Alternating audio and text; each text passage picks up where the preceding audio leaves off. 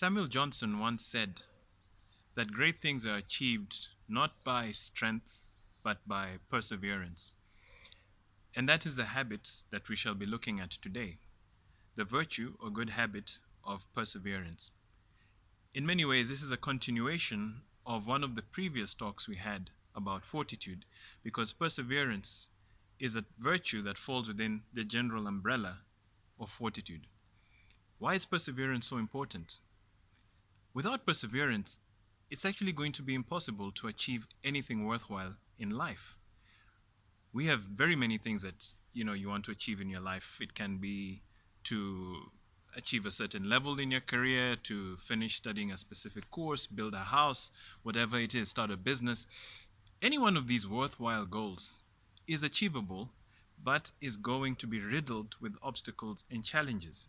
And perseverance is a virtue or the good habit by which we learn how to, let's say, cultivate all the emotions that will arise when we face these difficulties and these challenges, and learn to align them with what it is that we want. What does perseverance look like? Perseverance looks a lot like getting up again and again and over and not stopping, enduring and keeping on going no matter what obstacle or challenge comes your way. It's a beautiful habit to develop. Obviously, you can deduce that even just from its description, and all of us know that it's something that we need in our lives if we're going to achieve something that's truly worthwhile. So, how do we go about building it so that we don't throw in the towel when we come across obstacles, when we face challenges in our way towards achieving whatever goal it is that we have set ourselves?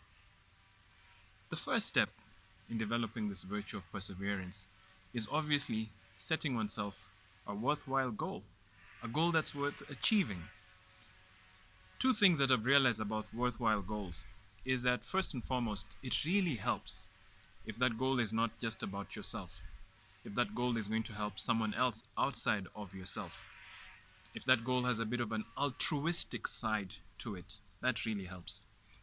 And this other thing I've noticed about goals is that if it's more of a habit, more of something that is going to stick with you for the rest of your life, then you're far more likely to keep at it and try to achieve it because you get more out of it. So, for instance, it makes more sense to set yourself the goal of eating healthily every day or exercising 3 or 4 times a week than the goal of losing 10 kilos, for instance. Why? Because the habits of eating healthily or exercising 3 to 4 times a week is something that will stick with you for the rest of your life. In a way, it's like the gift that keeps on giving.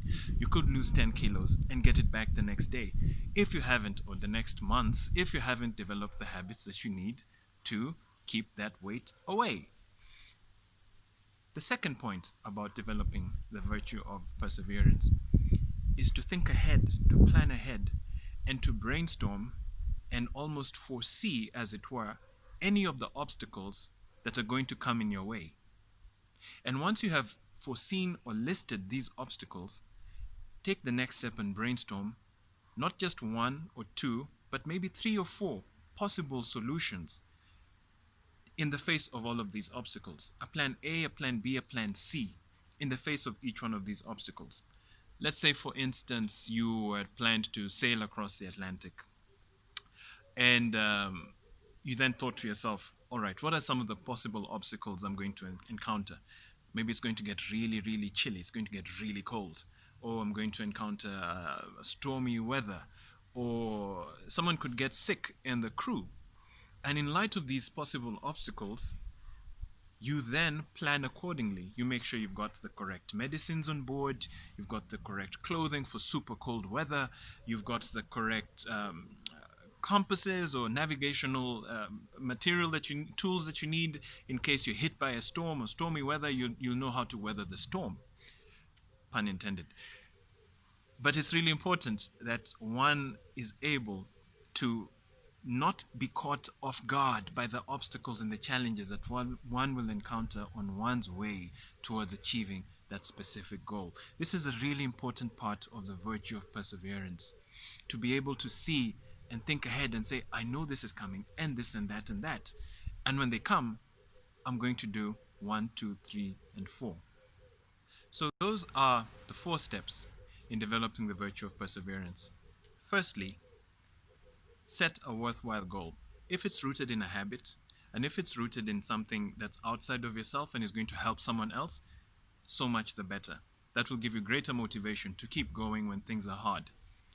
Secondly is brainstorm or think about, try and foresee the possible obstacles and challenges that you will encounter along the way.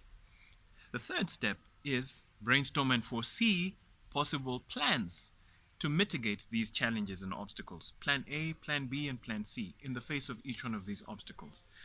And the fourth step is don't procrastinate. Start, get going, walk out the door, and go on this adventure to achieve this goal that you want to achieve.